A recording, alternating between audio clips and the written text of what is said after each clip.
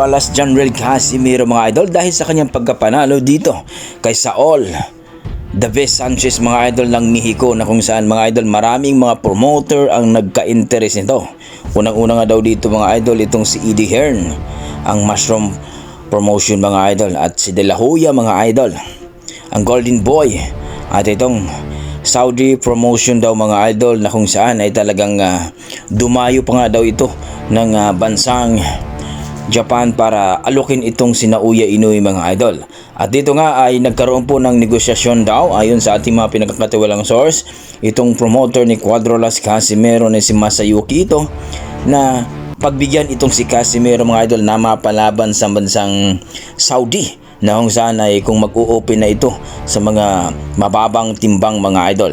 Napakagandang balita po ito mga idol dahil nakita daw ang performance ni Cuadro-Las Casimero, ang ating former 3 Division World Champion, at TKO daw ang inaabot ng Mexicano, na kung saan ay partida pa ay rehydration close pa ito mga idol ng 128. At dito ay napahanga daw itong Saudi promoter mga idol, na kung saan ay gustong kunin itong si Casimero.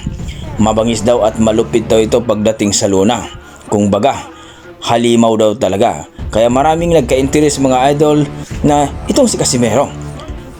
Marami nagsasabi na maari pang magiging 4 Division World Champion ito mga idol, kung kaya itong kunin ng 122. Pero ang problema ay wala pa daw belt dito sa 122, na kay Inoue pa lahat. Kaya mas maaga daw, mas maigi daw na itong si Casimero ay aakyat sa featherweight at kumuha ng belt doon mga idol. Ika nga ng ating mga boxing fans, wag daw sayangin at wag muna daw habulin itong si Naoya Inoue dahil nakahilera pa ang IBF at WBA na depensahan ni Naoya Inoue mga idol. Si Sam Goodman mapalaban ngayong December 24 at susunod na yan sa WBA by Ahmad Aliyev.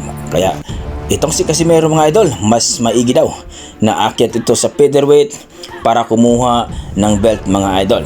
At ang potential ni Casimero na mapasabak sa bansang Saudi o sa UAE mga idol, so United Arab Emirates. Magandang balita ito mga idol para sa ating mga boxing fans. Kayo dyan mga idol, ano masasabi nyo sa ating video kung sakaling mag-materialize mga idol at kukunin itong si Casimero bilang isang boksingero mangdirigma sa bansang Saudi at UAE mga idol, under sa promotion ng Saudi promoter? I-comment mo na sa baba mga idol para ating pag-usapan. Maraming salamat mga idol.